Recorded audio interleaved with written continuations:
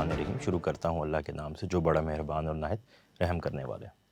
We welcome you all to KIPS career prep webinar. इस वक्त हम देखते हैं कि स्टूडेंट के लिए सबसे इम्पॉर्टेंट ये चीज़ है कि वो वक्त पे डिसीजन ले रहे हैं।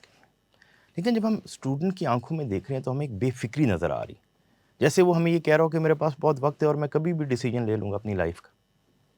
तो हमें उन्हें एहसास दिलाना पड़ेगा, हम सबको मिलके, पेरेंट्स को, टीचर्स को, एक अदारे को, कि बेटा अगर आप टाइम पे डिसीजंस नहीं लेंगे तो आपके लिए बहुत मुश्किल ज़िंदगी हो जाएगी। और आज के वेबिनार का मकसद भी यही है कि स्टूडेंट की ज़िंदगी में वो लम्हा आए जिसमें वो तब्दीली का फ़ैसला करे और ये लम्हा उसकी ज़िंदगी का बेहतरीन लम्हा होगा।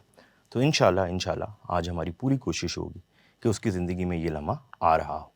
अब हम किस लिए यहाँ मौजूद हैं, तो उसका बड़ी सिंपल सी बात यह है कि हम इस दफ़ा एक करियर प्लान लेके आए हैं जिसमें हम एंटी टेस्ट की बच्चे को प्रेपरेशन करवाएंगे और जो डिज़ायर यूनिवर्सिटीज़ है उसमें उसका एडमिशन इंशाल्लाह हो रहा होगा।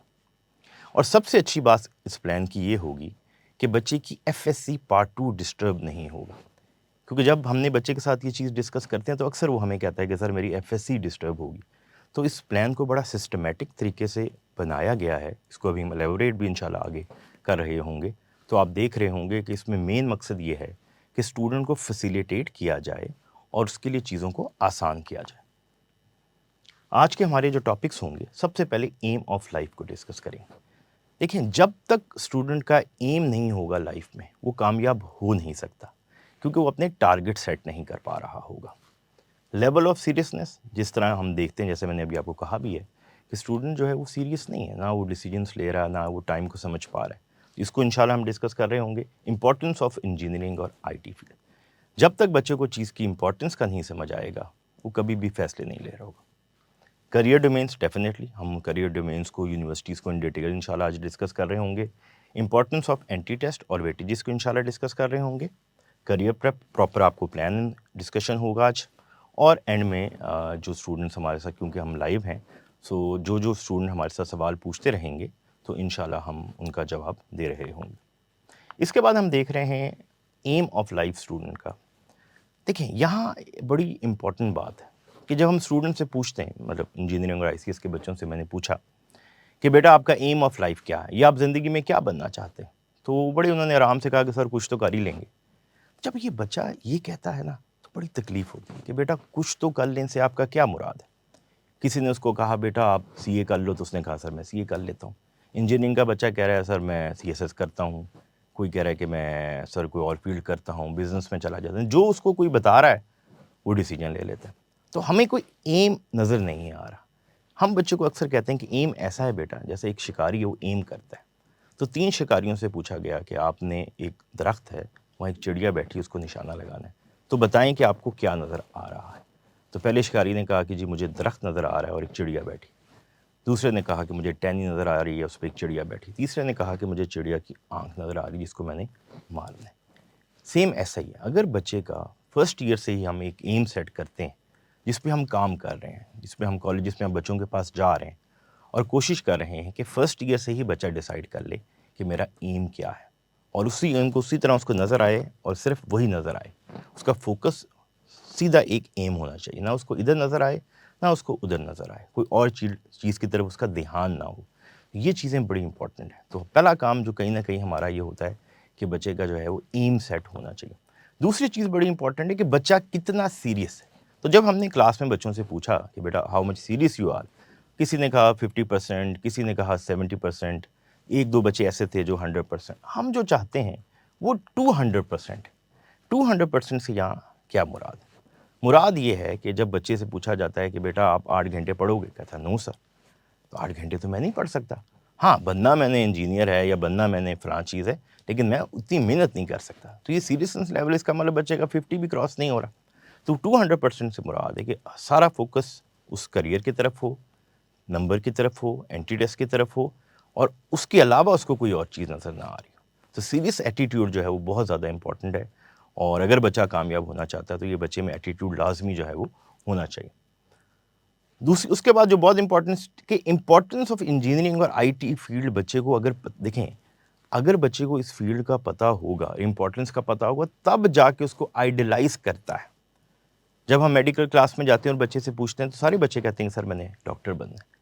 लेकिन जब आप इंजीनियरिंग क्लास में जा रहे हैं तो हम देख रहे हैं कि वो आपको ना जोश नज़र नहीं आ रहा बच्चे में, कि नहीं मैंने सर इंजीनियरिंग करनी है, मैंने फ़लाँ इंजीनियरिंग करनी है। वो उसको सर्च नहीं कर रहा या उसकी वो एक तलाश नहीं है। तो यहाँ ये बड़ा ज़रूरी है कि बच्चे को जो है उसको इम्पोर्टेंस का पता हो और बच्चे को ये बताएँ कि बेटा आज तो सारी की सारी दुनिया जो है चल ही इंजीनियरिंग और इस आईटी फ़ील्ड्स में है।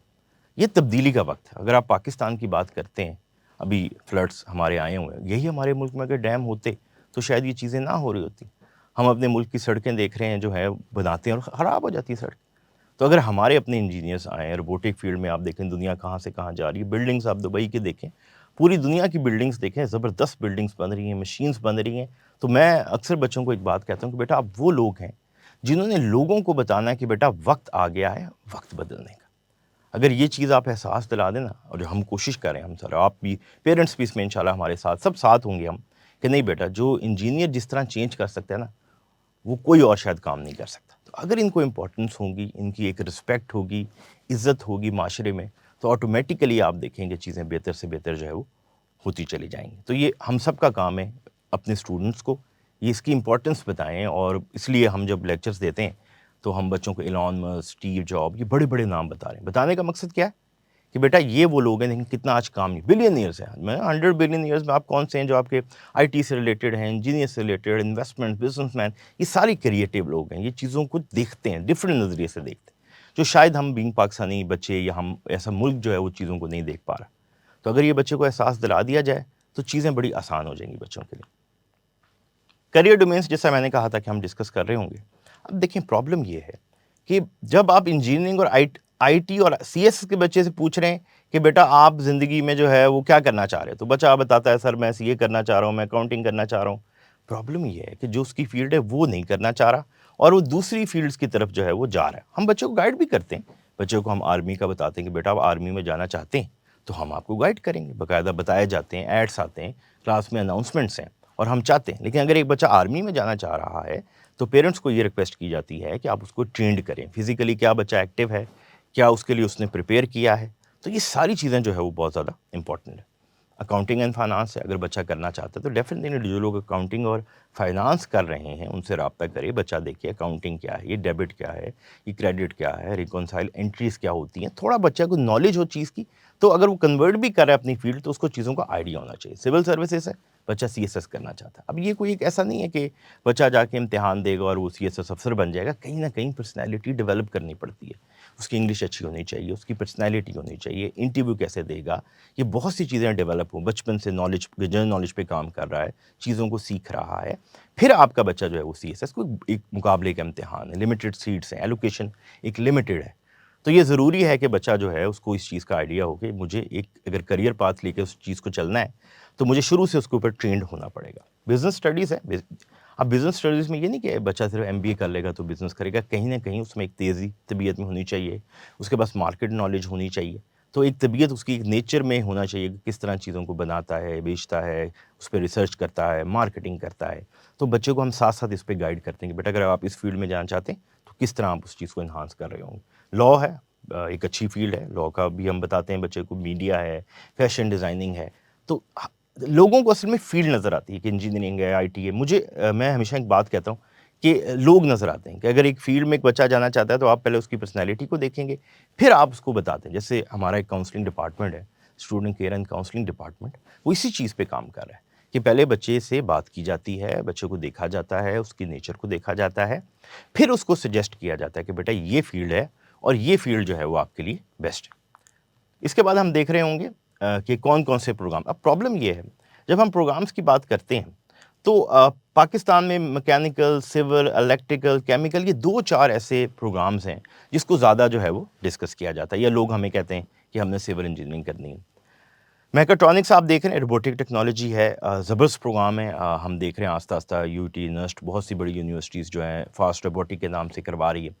तो अब आस्ता-आस्ता हम बच्चों को ना दूसरी फ़ील्ड्स की तरफ ला रहे हैं कि बेटा आप कंप्यूटर सॉफ्टवेयर इंजीनियरिंग है, मेटलर्जी इंजीनियरिंग है, मटीरियल साइंस है, एरोस्पेस है, aeronautical, transportation, industrial, architecture, city and regional planning, electronics, ये कुछ फ़ील्ड्स आपको बताई। इस वक़्त पाकिस्तान में तकरीबन 40 से ज़्यादा फ़ील्ड्स जो है वो करवाई जा रही हैं।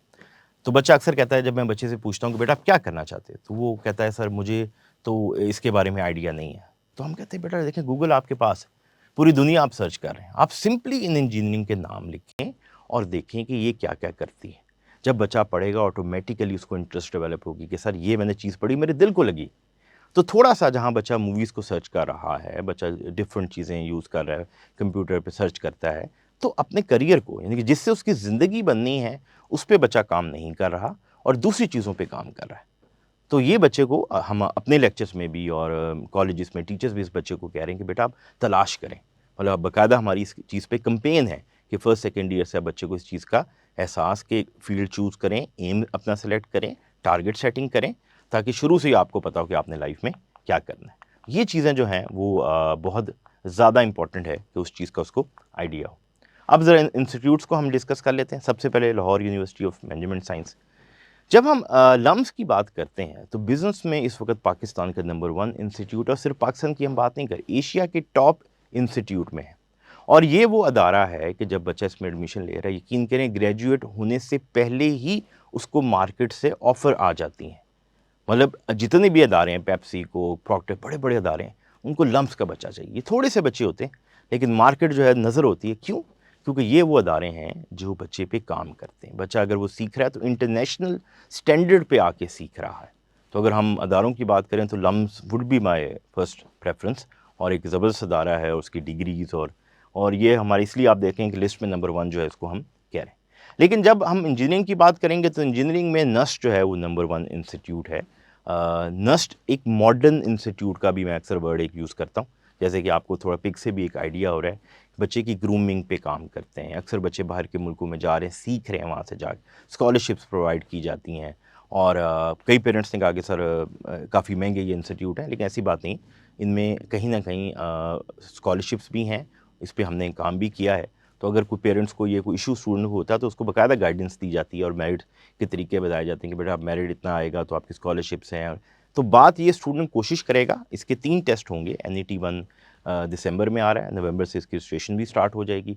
इसी तरह मार्च में टेस्ट NET 2 है, NET 3 जुलाई में आ रहा होगा। तो ये बच्चों को हम साथ-साथ जो है वो गाइड कर रहे होते हैं, इसके प्रोग्राम्स के बारे में बता रहे होते हैं। तो ये ज़बरदस्त इंस्टीट्यूट है और हम डेफ़िनेटली प्रेफ़र करेंगे कि बच्चा इसमें जो है वो एडमिशन ले रहा हो। फिर GK ग़ुलाम इसहाक़ खान इंस्टीट्यूट है, सवाबी में है। तो कई बच्चों ने हमें कहा कि सर ये खैबर पख्तूनख्वा में है और यहाँ जाना हमारे लिए बड़ा मुश्किल हो जाएगा। तो हम उन्हें कहते हैं बेटा कि पढ़ाई के लिए तो अगर आपको 7 समुंदर भी जाना पड़े तो आप जाएँ। तो ये तो एक सूबा जो है वो सिर्फ़ आपको चेंज करना पड़ेगा। और ज़बरदस्त इसके इंजीनियरिंग प्रोग्राम है, बड़े फ़ेमस हैं इसके प्रोग्राम्स। और ये हम बच्चे को यकीन करें बहुत ज़्यादा फ़ोकस करते हैं कि GK में आपने लाज़मी टेस्ट देना है। और यहाँ इसमें स्कॉलरशिप्स भी हैं, वो भी इशू नहीं है। अगर बच्चे ये कहता है कि सर यहाँ तो मैंने सुना है कि 10 से 12 लाख एक साल की फ़ीस लेते हैं या सेमेस्टर की फ़ीस लेते हैं, तो वो कोई इशू नहीं होगा। इनके पास हर तरह की स्कॉलरशिप्स हैं, वो हम गाइड करेंगे। बाकायदा स्कॉलरशिप्स देते हैं बच्चों को और बच्चे यहाँ से डिग्री कंप्लीट करते हैं और बाकायदा बॉन्ड साइन होते हैं। बाद में अपनी सैलरी का कुछ हिस्सा GK को दे रहे होते हैं। तो ये एक गरीब बच्चे के लिए भी पॉसिबिलिटी, बल्कि आपको एक एग्जांपल देता चलूँ कि अब्दुल समद, शायद आपने परसों तरसों खबर आई, वो पढ़ी भी होगी कि सबसे कम उम्र उसकी है और वो साइंसदान बना है। और उसने GK यूनिवर्सिटी से ही इंजीनियरिंग की थी और आगे हार्वर्ड यूनिवर्सिटी में गया और डिफरेंट यूनिवर्सिटीज़ में उसने आगे करियर को परस्यू किया और ज़बरदस्त आज ज़िंदगी में कामयाब है। तो वो GK यूनिवर्सिटी से ही गया है और उसके पास बलूचिस्तान के छोटे से गाँव से था। उसके बाद वो कराची जाता है, कराची से फिर GK यूनिवर्सिटी जाता है। तो उसके पास पैसे नहीं थे, ना फ़ीस थी, तो वो स्कॉलरशिप पे पढ़ा और बाकायदा स्टाइपेंड उसको यूनिवर्सिटी से मिला। तो हमारे पास बहुत सी ऐसी एग्जांपल्स हैं जिसमें वो लोग जो अफ़ोर्ड नहीं भी कर सकते थे, उन्होंने भी बड़ी-बड़ी यूनिवर्सिटीज़ के अंदर जो है वो गए। तो बच्चे का एम होना चाहिए कि मैंने बड़ी यूनिवर्सिटी में पढ़ना थी। बच्चे ने ये नहीं सोचना कि कैसे करूँगा या क्या होगा। उसके बाद प्यास यूनिवर्सिटी है, 6 प्रोग्राम्स करवा रहे हैं, 4 ये इंजीनियरिंग करवाते हैं, कंप्यूटर साइंस है, फिज़िक्स है। और ये इस्लामाबाद के अच्छे तरीन इंस्टीट्यूट्स में इंजीनियरिंग की अगर मैं बात करूँ तो ये आ रहा है। इसी तरह कंप्यूटर की इसकी फ़ील्ड जो है वो ज़बरदस्त है।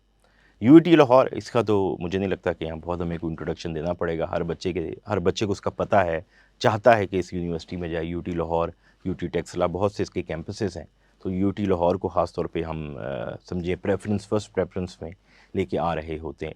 तो ये ज़बरदस्त इंस्टीट्यूट है। इंजीनियरिंग प्रोग्राम्स पुराने 3 इंस्टीट्यूट्स में है। सबसे बड़ी बात है गवर्नमेंट सेक्टर है, तो जिस तरह बच्चों को फ़ीस के इश्यूज़ होते हैं तो यहाँ वो इशू बच्चे को नहीं आ रहा होगा।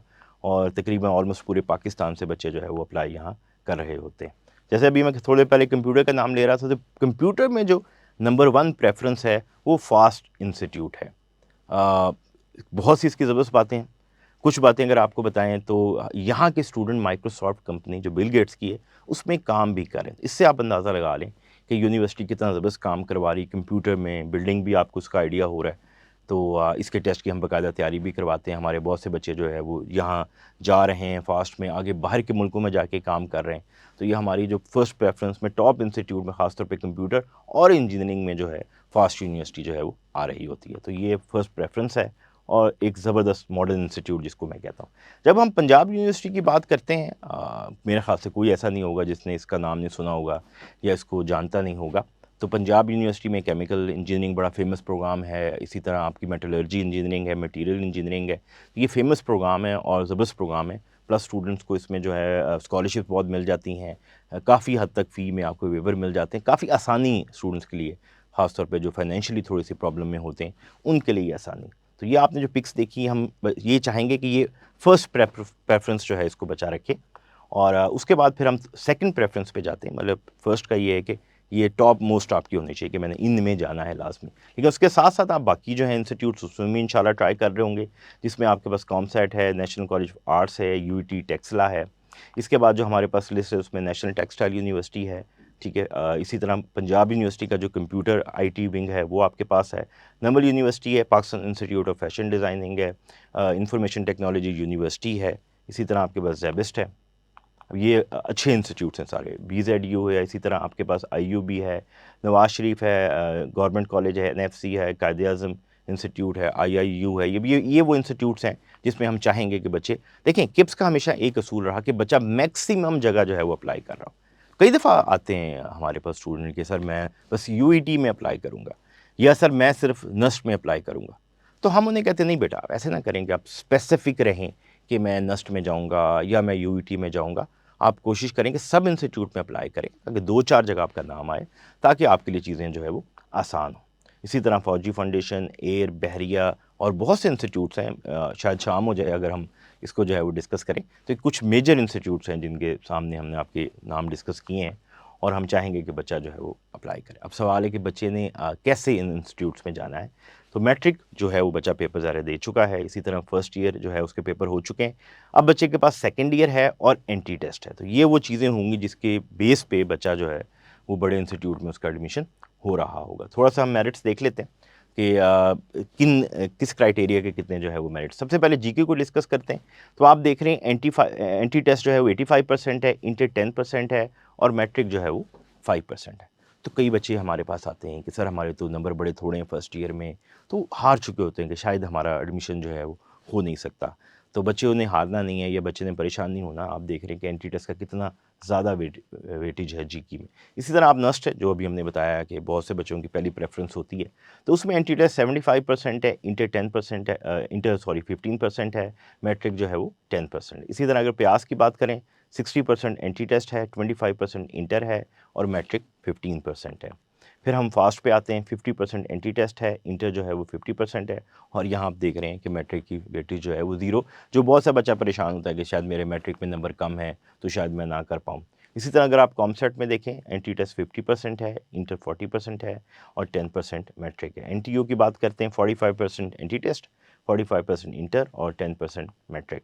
IST की बात करते हैं, 40% हम देख रहे हैं एंट्री टेस्ट है, 40% इंटर है और 20% जो है वो मैट्रिक है। UET की बात करें, जो बहुत से बच्चों की प्रेफरेंस होती है, तो उसमें एंट्री टेस्ट 30% है और इंटर जो है वो 70%। अब ये जो स्लाइड है ये बहुत ज़्यादा इंपॉर्टेंट है।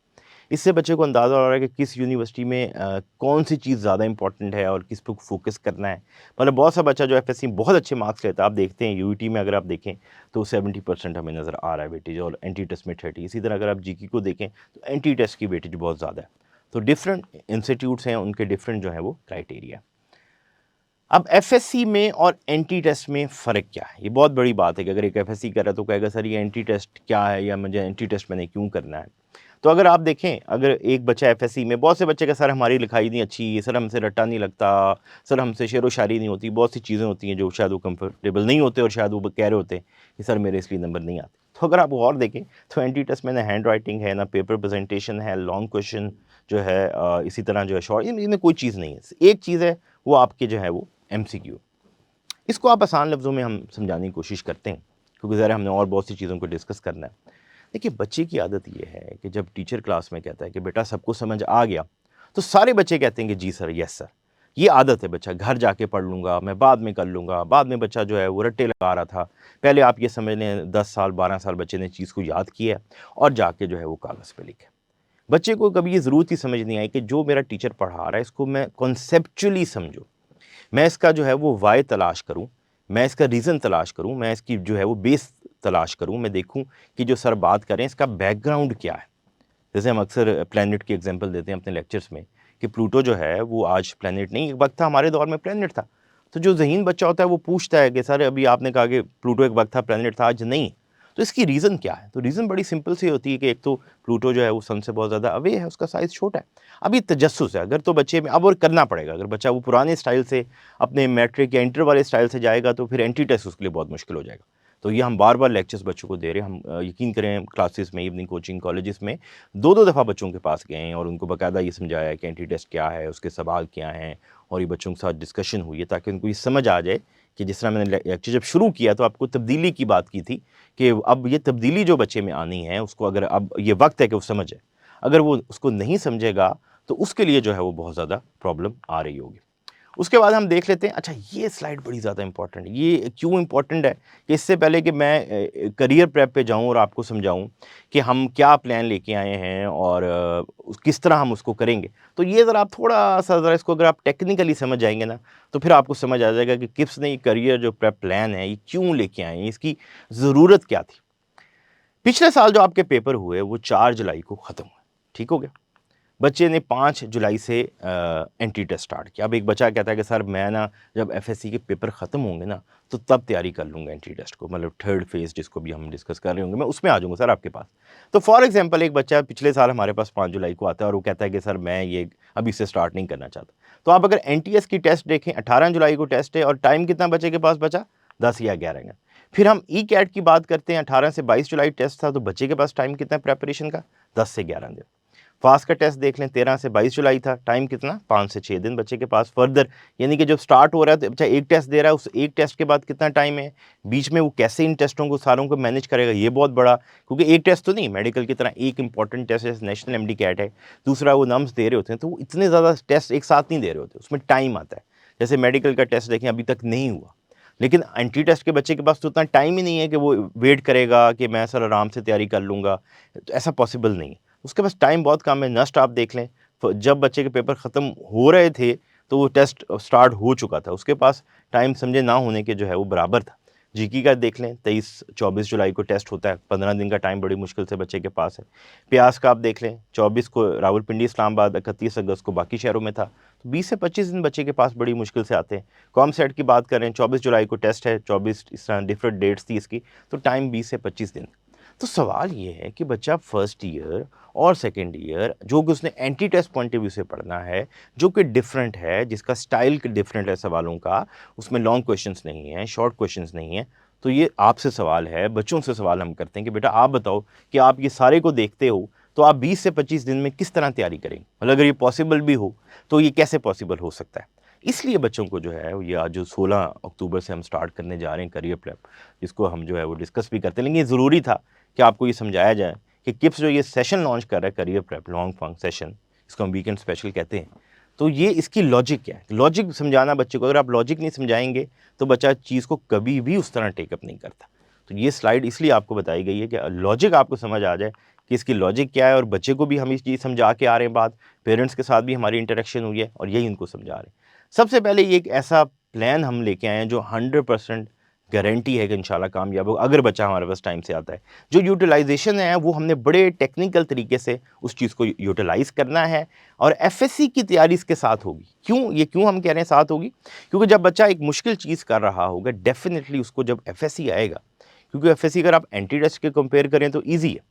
तो जब वो एक मुश्किल चीज़ पढ़ के जाएगा और आसान चीज़ की तरफ जाएगा तो उसके लिए तो बड़ा सिंपल होगा, उसको वो प्रॉब्लम्स नहीं आएँगे। तो ये सिर्फ ना कि एंटी टेस्ट में बेनिफिशियल है प्लान, उसका एफएससी देख रहे होंगे और ये बच्चे हमें कहते हैं कि सर डेफ़िनेटली चीज़ें जो है वो बेहतर है और उसको होमवर्क नहीं मिलेगा। जैसे शुरू में हमने स्लाइड में कहा था कि आपका एक ऐसा प्लान आपसे डिस्कस करेंगे जिसमें एंटी टेस्ट की तैयारी तो होगी, लेकिन बच्चे का सेकंड ईयर डिस्टर्ब नहीं होगा, क्योंकि आर्गुमेंट पहला यही है कि सर मेरी एफएससी पार्ट 2 डिस्टर्ब हो जाएगी, तो मैं आराम से जब पेपर ख़त्म होंगे तब मैं करूँगा। तो इसलिए हमने इस तरह प्लान ही ऐसा बनाया कि बच्चे को कोई होमवर्क नहीं मिलेगा। बच्चा आएगा, ठीक है, काम करेगा, चीज़ को समझेगा, समझना ज़्यादा इम्पोर्टेंट। ये यहाँ एफएससी की तरह चीज़ को भी याद करके आपने नहीं लिखना, चीज़ को समझना है। अगर आप चीज़ समझ लेंगे तो आपके लिए चीज़ जो है वो आसान। तो होमवर्क हम कोई नहीं देंगे, हमारी जो फ़ोकस होगा हमने यूनिवर्सिटीज़ में अप्लाई कराना है। बहुत से बच्चे यहाँ सर अप्लाई कर दें, सर हम तो सिर्फ यहाँ कर रहे हैं, हमने सब यूनिवर्सिटी में करवाना है। बल्कि मैं तो बच्चों को अक्सर मजाक से कहता हूँ, बेटा आप अप्लाई करो ना करो, हमने तो आपको सब जगहों पर कई दफ़ा बच्चों ने मजाक से कहा, सर हमसे ज़्यादा तो किप्स ईगर लगता है कि जी अप्लाई करने में, और बाकायदा हमें फ़ोन जाते हैं, आप यकीन करें, और इधर ये रिकॉर्ड है, ये बात है कि जब बच्चे चले जाते हैं बाकायदा कॉल्स जाती हैं किप्स की तरफ से कि बेटा आपका कहाँ एडमिशन हुआ है, आपको चीज़ समझ आ रही है कि नहीं आ रही, अगर आपको कन्फ्यूजन हमसे डिस्कस करें। हमारे कैंपस मैनेजर बाकायदा कैंपस में नोटिस बोर्ड, हर जगह एप्लीकेशन, रजिस्ट्रेशन डेट, सब चीज़ें, ये सिर्फ मैं या एक कैंपस मैनेजर नहीं, इसमें सब हैं, मैं कैंपस मैनेजर, आपके इन्फो ऑफिसर, आपका पूरा टीचर्स, यहाँ तक कि टीचर्स, हम सारे मिलके बार बार बच्चों से पूछते हैं कि बेटा अप्लाई हो गया, कोई प्रॉब्लम आ रही है। बहुत से हमारे स्टूडेंट्स हैं जिनके पास लैपटॉप नहीं होते या इंटरनेट नहीं, बहुत सी फीमेल स्टूडेंट्स थी, तो बाकायदा उनको कैंपस में भी अप्लाई करवाया जाता। तो मेन चीज़ ये है कि बच्चे को अप्लाई करवाना, और ये बहुत ज़्यादा इस चीज़ पे जो है वो फोकस किया जाता है और बहुत ज़्यादा जोर दिया जाता है कि आपने अप्लाई करना है। और कोशिश ये होगी कि एक बड़े आसानी तरीके से, और एक अफोर्डेबल सॉल्यूशन है, और इसमें डिफरेंट हमारे ऐसी सॉल्यूशंस हैं कि पेरेंट्स के लिए आसानी हो जाए। तो मेन चीज़ है कि आपने इस चीज़ में आना है ताकि चीज़ जो है वो आसान हो जाए। अभी काम कैसे करेगा इसको उधर थोड़ा हम डिटेल में, इसको मैं कोशिश करता हूँ कि सिंप्लीफाई करके आपको समझा दूँ, ज़्यादा कॉम्प्लिकेटेड इसको हम ना करें, ज़्यादा इसको वर्डी ना करें, इसको सिंपल तरीके से आपको समझा दूँ। तो फेज़ 1 बड़ी सिंपल सी बात है कि बच्चे के लेक्चर होंगे, टेस्ट होंगे और डिस्कशन होगा। अच्छा, इसमें हम बुक 1 पढ़ा रहे होंगे। अब आप कहेंगे सर कि बच्चा तो एफएससी पार्ट 2 कर रहा है, तो आप पार्ट 1 क्यों जो है उसको करवाएँ? करवाएँगे इसलिए कि बच्चे के पास आगे टाइम नहीं होगा। अगर हम वेट करते हैं कि एफएससी जब खत्म होगा तब पार्ट 1 करवाएँगे और पार्ट 2 यहाँ से वो एफएससी की वैसी तैयारी कर रहा होगा, तो ये प्लान जो है वो फिर कामयाब नहीं हो सकता। इसलिए ज़रूरी है कि इस टाइम बच्चे को पार्ट 1 जो है आसानी से हम स्टार्ट करेंगे और थोड़ा-थोड़ा स्टार्ट करें। अभी बच्चे को हम बर्डनाइज़ नहीं कर रहे हैं। अभी हम थोड़ी चीज़ के साथ जो है वो भी जा रहे हैं। इसके साथ-साथ जो है बच्चे को जब लेक्चर्स होंगे तो वो वर्कशीट पे होंगे। क्योंकि आपकी एफएससी की बुक में बहुत सा ऐसा मटेरियल है जो वेस्ट है, जो इंटरेस्ट में नहीं आता, या जो बुक जिस तरह बुक बनाई गई है एफएससी पॉइंट ऑफ व्यू से, ये जो आपकी वर्कशीट्स बनाई जाएँगी, ये बनाएँगे entry test point of view. सबसे बड़ा फ़ायदा क्या है कि बच्चा ये लेक्चर टीचर का अटेंड कर रहा होगा और उसी पे नोट करता जाएगा, और कॉन्सेप्चुअल उसको बात समझ आ जाएगी और उसके लिए बड़ा आसान हो जाएगा। तो अगर वो एफएससी की बुक्स को सामने रखते हुए पढ़ रहा होगा तो वो थोड़ा-सा उसके लिए मुश्किल होगा। इसलिए वर्कशीट्स को दी गई हैं और टीचर्स उनको बताएँगे कि टेक्स्ट बुक को कैसे लेके चलना है, वर्कशीट को कैसे लेके चलना है। तो टीचर इंशाल्लाह उसको प्रॉपर गाइड्स कर रहा होगा। यहाँ अगर आप देखेंगे एनईटी 1 अटेम्प्ट ट्रायल का एक वर्ड यूज़ किया गया है। मतलब ये है कि बच्चे को 3 से 4 एफएलपी करवाए जाएँगे, जिसको एनईटी 1 जो जैसे मैंने कहा कि दिसंबर में आ रहा होगा, तो उसको हम कोशिश करेंगे कि बच्चे को प्रॉब्लम ना आए। लेकिन हम यहाँ ये नहीं कहेंगे कि 100% जो है वो हम बच्चे की तैयारी करवा रहे होंगे। बच्चा जो अटेम्प्ट कर रहा होगा, हमारा टारगेट एनईटी 1 के थ्रू नस्ट में जाना नहीं है। हमारा टारगेट ये है कि एनईटी 2 और 3 करते हुए बेसिकली नस्ट में बच्चे का एडमिशन हो जाए। तो ये इंशाल्लाह हम आपको गारंटी देते हैं कि बच्चा अगर हमारे साथ रहता है और तरीके से चीज़ों को लेके चलता है तो उसका नस्ट में एडमिशन जो है वो इंशाल्लाह हो रहा होगा। फेज़ 2 आएगा, जैसे अभी हमने कहा कि बुक 1 करा रहे हैं। अच्छा, अब ये देखें जब बच्चे का आरएनटी स्टार्ट होगा, तो आरएनटी जो रिवीजन टेस्ट सेशन है वो तो होता ही ज़ाहिर है, वो तो एफएससी का बुक 2 का कर रहा है वो। तो उस टाइम फिर हम उसको ये जो बुक 2 है एंटी टेस्ट वाली करवाएँगे ताकि पैरेलल आ जाए, ताकि बच्चे के लिए चीज़ जो है वो आसान हो जाए, उसको सिंप्लीफाई हो जाए, उसको समझ आ जाए। इसके साथ-साथ बच्चे का ज़रा मार्च में कोई एनईटी 2 भी आ रहा होगा, जो लम्प्स में इंटरेस्टेड होंगे एसएससी और एलसैट जो है, वो बच्चा फिर हमें बता देगा कि सर मैं लम्प्स, क्योंकि थोड़ा उसका डिफरेंट चीज़ें होती हैं, तो हम उसको फिर तैयारी उसके हिसाब से जो है वो करवा रहे होंगे।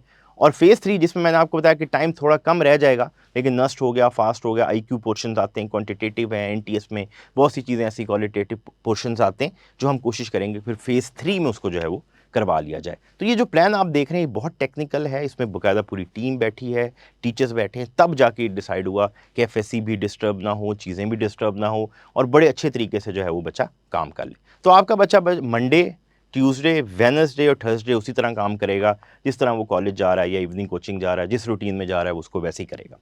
लेकिन फ्राइडे को वो क्या करेगा, अब 2 चीज़ें हमारे पास है। पहले उसका टेस्ट है, तो उस दिन जो है उसका फिजिक्स का टेस्ट होगा फ्राइडे को और इंग्लिश का टेस्ट होगा। 30 MCQs होंगे, आधा आधा घंटा उसके पास दोनों होंगे, यानी कि टोटल उसके पास 1 आवर होगा टेस्ट करने के, 2 उसके टेस्ट होंगे। उसके बाद उसी टेस्ट की उसकी डिस्कशन होगी, 45 मिनट्स की उसकी डिस्कशन जो है वो फिजिक्स की हो जाएगी, और इसी तरह जो आपकी डिस्कशन इंग्लिश की है वो 30 मिनट्स की उसकी डिस्कशन हो जाएगी। तो फ्राइडे वाले दिन, अच्छा इसमें एक चीज़ बड़ी यहाँ इंपॉर्टेंट है कि बच्चा जो है हम उसको रिकमेंड ये करेंगे कि जो टेस्ट है वो घर पे कर ले, ठीक हो गया। डिस्कशन वो कैंपस आके कर ले, ये हम रिकमेंड बच्चे को कर रहे हैं। क्यों? क्योंकि टेस्ट उसने जस्ट ऑनलाइन करना होगा, तो उसको ऑनलाइन करके इधर आ जाए, कोई डिस्कशंस, क्योंकि टीचर डिस्कस करेगा, अगर सामने बच्चा बैठेगा तो उसको ज़्यादा समझ आएगी। तो फ्राइडे को बच्चा जो है वो 2 सब्जेक्ट्स कर रहा है, टेस्ट और डिस्कशन उसकी कर रहा है।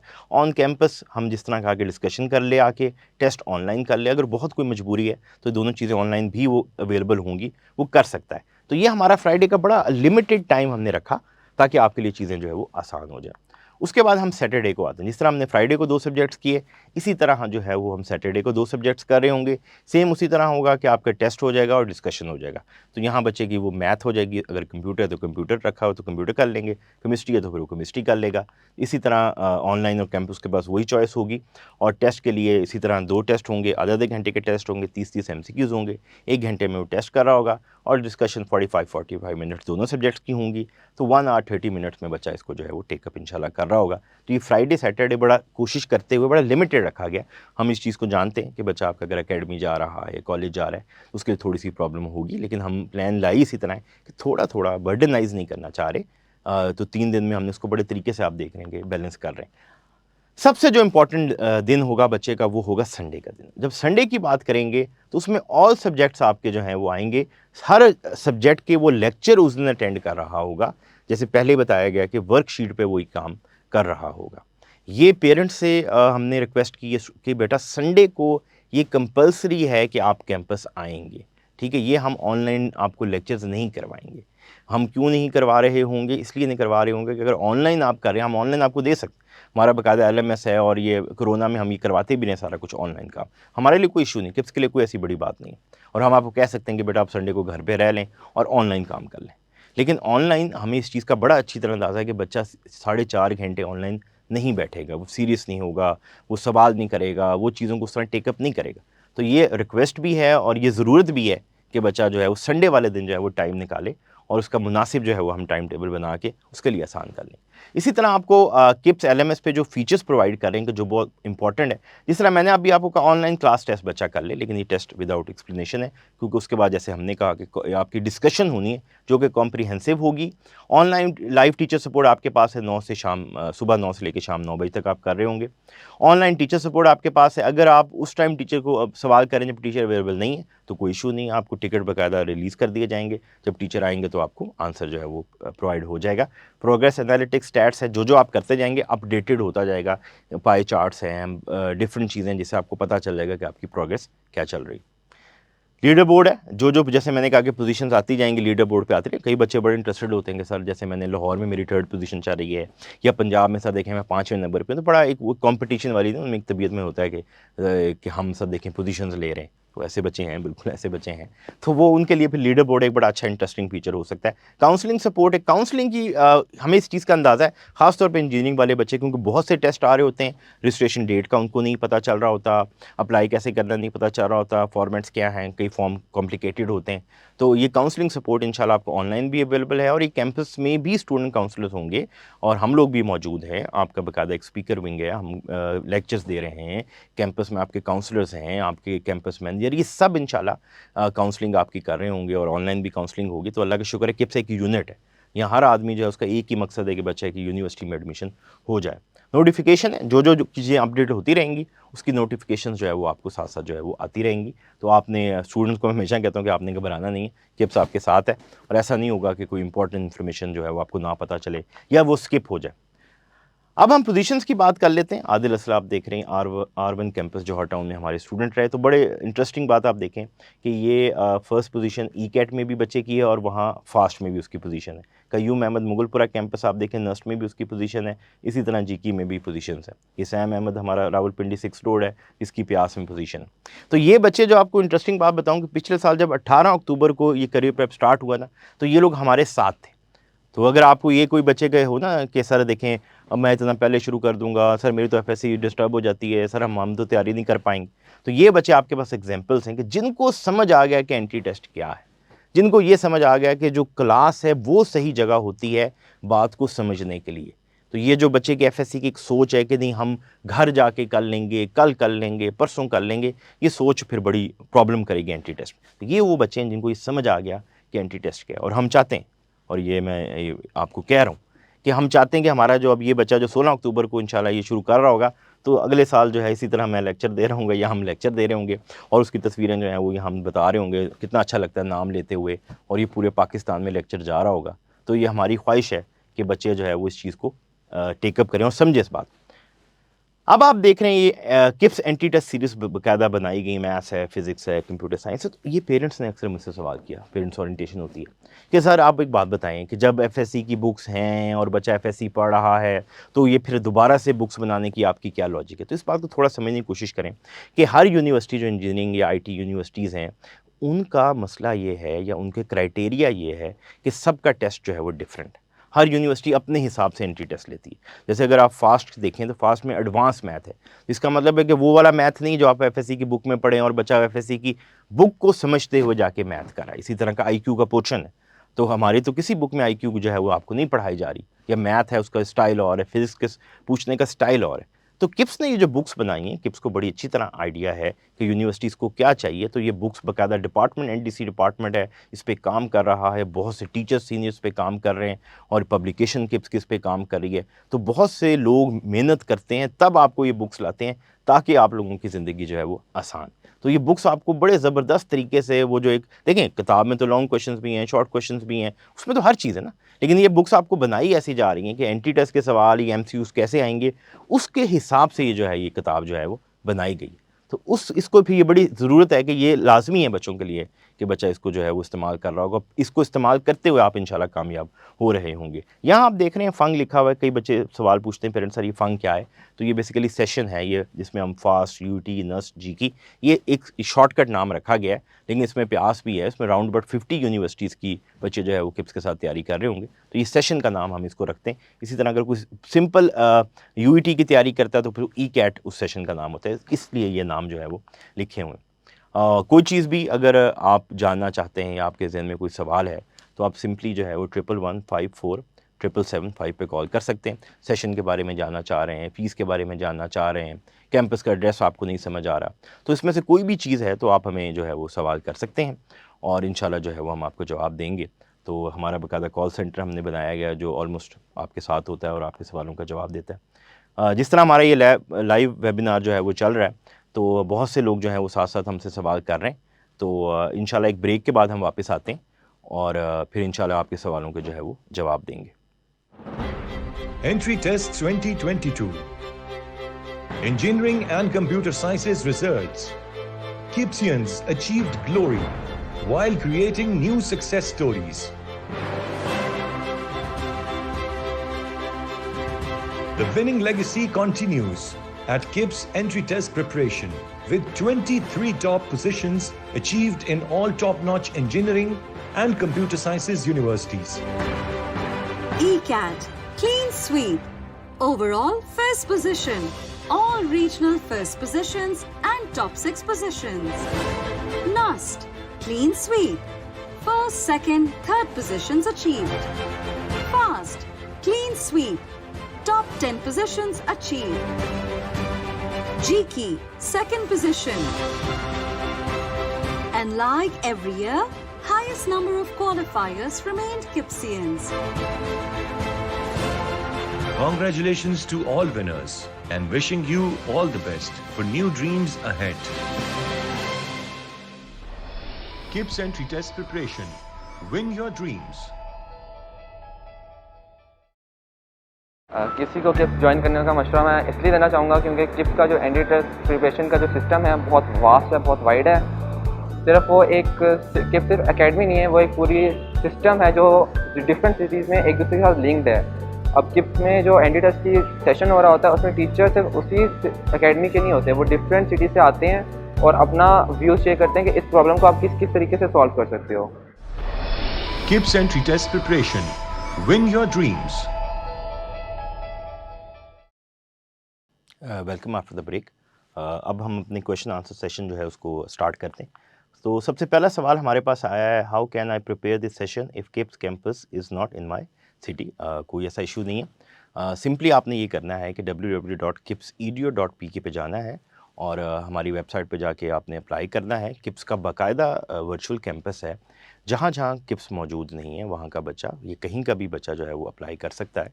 तो अल्लाह का शुक्र है कि आज हमारे वर्चुअल कैंपस में बहुत से बच्चे पढ़ रहे हैं जो किप्स, जिनके शहर में किप्स नहीं है या जो कैंपसेस नहीं जा सकते। तो इसमें कोई ऐसा इशू नहीं होगा और हम तमाम जो इस तरह के हमारे स्टूडेंट हैं जो जिनके शहरों में कैंपस नहीं है, तो उनको कोई इशू नहीं होना चाहिए। जस्ट वेबसाइट पे जाएं और वहाँ आप जाके जो है वो अप्लाई करें और इंशाल्लाह फिर आपको बाकी डिटेल्स जो है वो साथ साथ प्रोवाइड हो जाएंगी। नेक्स्ट क्वेश्चन देख लेते हैं। Will my FSC part 2 preparation will be disturb because of this session. तो जैसे आपने देखा कि हमने वेबिनार में भी इस चीज़ को डिस्कस किया है कि इस प्लान को बनाया इसी तरह गया है कि आपका FSC पार्ट 2 डिस्टर्ब ना हो, क्योंकि हम स्लाइड में जो हमने पीछे डिस्कस भी किया है कि कोई होमवर्क नहीं होगा, पहली चीज़। फिर बर्डनाइज नहीं किया गया। देखिए, Monday, Tuesday, Wednesday, Thursday pressurise नहीं किया जा रहा। यहाँ तक कि टेस्ट की भी हमने फ्राइडे सैटरडे को आपको ऑप्शन दे दी कि टेस्ट आप घर में कर लें ताकि आपका टाइम जो है उसकी बचत हो जाए। तो कहीं ना कहीं हमने बहुत ज़्यादा कोशिश की है कि स्टूडेंट को फैसिलिटेट किया जाए और मेन टारगेट हम बल्कि ये कहते भी हैं कि आपका जो मेन टारगेट है वो FSC पार्ट 2 है, उसको डिस्टर्ब नहीं होना चाहिए और हमने इन चीज़ों को जो है वो साथ साथ लेके चलना है। तो हमारा फोकस डेफिनेटली FSC 2 भी है और साथ साथ एंट्री टेस्ट भी है। तो ये आपको 100% हम गारंटी देते हैं कि आपका FSC पार्ट 2 डिस्टर्ब नहीं होगा, बल्कि यकीन करें कि आपको ये फील होगा कि ज़्यादा बेहतर हो गया, आपके कॉन्सेप्ट ज़्यादा क्लियर हो जाएंगे और आपको जिस चीज़ें ज़्यादा अच्छी तरह समझ आ रही हो। तो एंट्री टेस्ट तो इंशाल्लाह बेहतर होगा ही होगा, या आपके टेस्ट अच्छे होंगे एंट्री टेस्ट, लेकिन उसके साथ साथ आपके FSC 2 के जो है वो भी मार्क्स इंशाल्लाह इंप्रूव कर रहे होंगे। तो इसके बाद हम जो है वो अगला सवाल देख लेते हैं कि will KIPS guide us in applying and registration process of universities. बिल्कुल, जैसे मैंने कहा कि बाकायदा जो है काउंसलिंग ऑनलाइन भी आपको प्रोवाइड कर रहे हैं, कैंपस में भी है। बाकायदा हर मेंबर किप्स का जो कैंपस में है वो इंशाल्लाह आपको सपोर्ट कर रहा होगा। आपके कैंपसेस जो हैं वहाँ नोटिस बोर्ड पे बाकायदा जब भी कोई ऐड आएगा या रजिस्ट्रेशन डेट आएगी या अप्लाइंग लास्ट डेट्स होंगी तो वो आपको बताया जाएगा। बाकायदा जो है वो नोटिस बोर्ड पे आप देख रहे हैं लगा होगा, आपको कैंपस मैनेजर बाकायदा क्लास में अनाउंसमेंट्स होंगी, बाकायदा हमारे काउंसलर्स जो हैं वो आके अनाउंसमेंट कर रहे होंगे। तो वो आपको परेशान होने की ज़रूरत नहीं है। वो इंशाल्लाह किप्स आपको गाइड करेगा और जो इन्फॉर्मेशन आपको चाहिए होगी वो इंशाल्लाह जो है वो आपको प्रोवाइड करेगा। ये 3 सवाल जो है वो हमारे पास आए हैं। बहुत से सवाल थे लेकिन ये वो इम्पोर्टेंट सवाल हैं या ये वो सवाल हैं जिनका हमें लगा कि हमें जवाब जो है वो देना चाहिए। तो यहाँ हम जो प्रेजेंटेशन जो है उसको ख़त्म कर रहे होंगे और मैं थोड़ा सा ज़रा इस चीज़ को ज़रा दोबारा से चाहता हूँ कि एम्फसाइज़ किया जाए कि पेरेंट्स जो ये वेबिनार सुन रहे हैं, जो स्टूडेंट्स सुन रहे हैं, कि बेटा अब आपने इस चीज़ को सीरियस लेना है, ठीक हो गया। और अब आपने ये नहीं सोचना कि इतनी जल्दी क्यों स्टार्ट कर रहे हैं। तो यकीन करें बड़ी टाइमिंगली स्टार्ट कर रहे हैं और बड़े बैलेंस चीज़ों को लेके स्टार्ट कर रहे हैं। तो दुआ यही है मेरी दोबारा से कि आज वो लम्हा आए कि आप तब्दीली का फ़ैसला करें और ज़िंदगी को उस तरह जिएं जैसे जीना चाहिए और कामयाब हों, और सिर्फ अपने लिए कामयाब ना हो, अपनी फैमिली को, अपने बल्कि इस मुल्क को साथ लेके चलना है। और इंजीनियरिंग और IT फील्ड्स में आपने इंशाल्लाह करिश्मे करने और कामयाब होकर दिखाना है। अल्लाह निगहबान। KIPS Entry Test Preparation. Wing your dreams.